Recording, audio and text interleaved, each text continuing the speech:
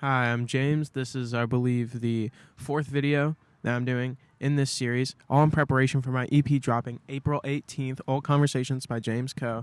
And for this, I want to talk about artistic innovation. And what I mean by that is like a broad wave of innovation. You see it a lot in like old eras of art, right? And by old, I'm not even talking about that old. I'm just talking about like, Baroque, Renaissance art, all different, romantic, and like it feels as though since there's been a postmodern movement, there hasn't really been that sort of sweeping change, and people have been looking for it. And there's always an expectation for there to be one central figure to each movement. Now, it's easy with pop art because Warhol so easily fit that. And with other movements, even like the Renaissance movement, there are people in each like city state that fit certain molds that could be replicated in other areas, and that allowed for this more sweeping change to just happen naturally, fluidly, while still being rapid. And now, because there's been this sort of breakup of the monoculture into all these different niches, for there to be any sort of significant change, it has to happen from a niche getting bigger and infiltrating the monoculture. And that's just so hard to happen now, rapidly. Before, it was very easy for a niche to become the mainstream. Like, when you look at grunge, that is like the best example of this.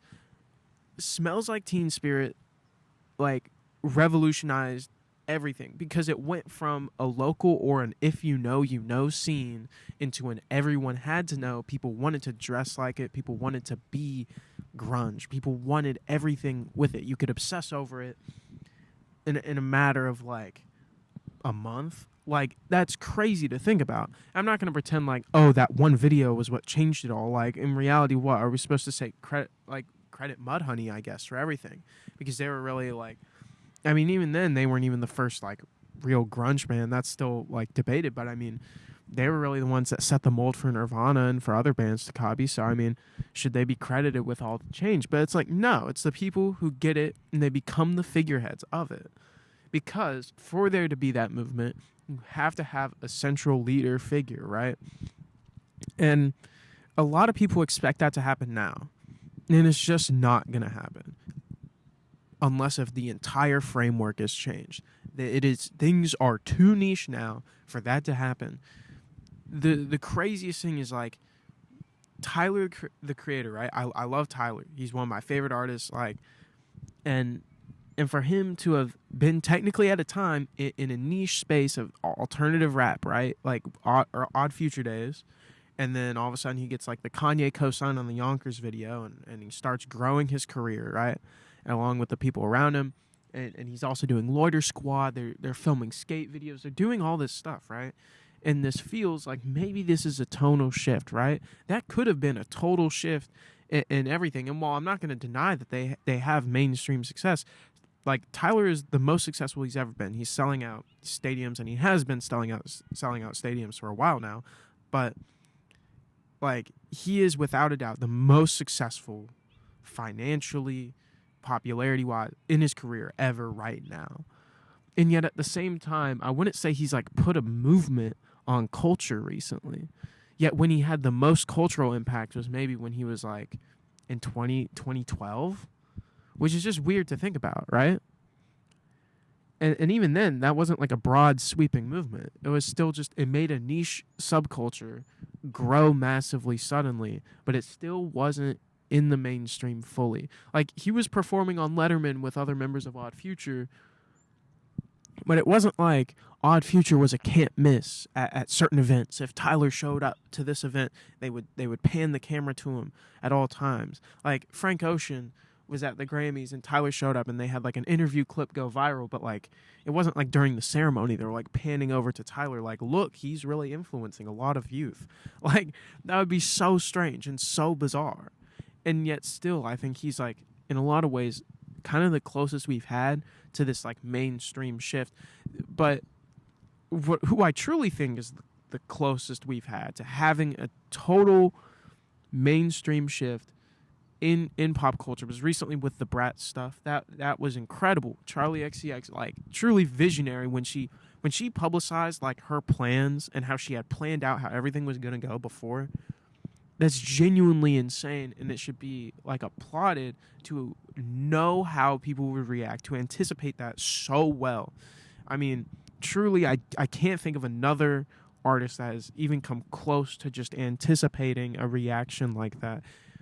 And what she did that I think created a culture was she had the whole like party girl stuff and embracing this sort of like niche underground like sounds that had been bubbling for so long. I mean, like Lady Gaga, like I know she on her like one of her albums she had like remixes from I think like Kim Petras and other people kind of in the hyperpop sphere.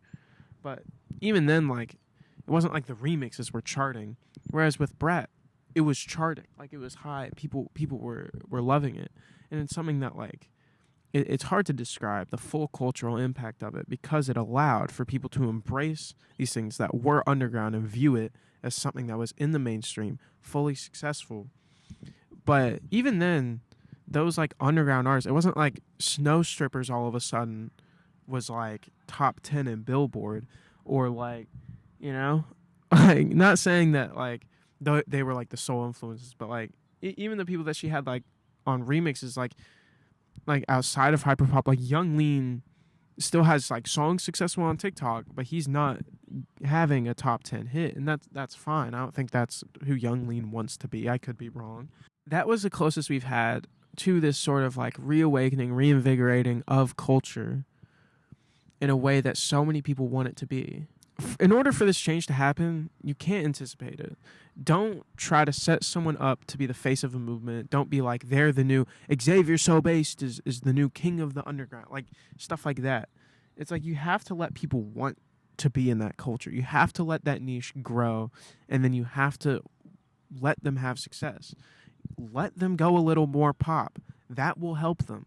I wanna summarize this just by saying, yeah, like you can't anticipate it, and embrace it when it happens, even if you don't love it. If you just like it, embrace it. You know, that's what will help the most. That's what will help culture adapt and change to modern times. You know, embrace it. I don't love Kai Cenat, but what I think he's gonna do for like allowing kids to be exposed to different types of music and different figures and different comedians and all of that, I think that's like good. So like, while I don't like, you know, love Kai Cenat, I'm gonna say like, oh well, he's like the leader in some ways of a new movement of people that's taking over the talk show space. And yeah, check out my EP when it drops. If you like this video, subscribe, and yeah.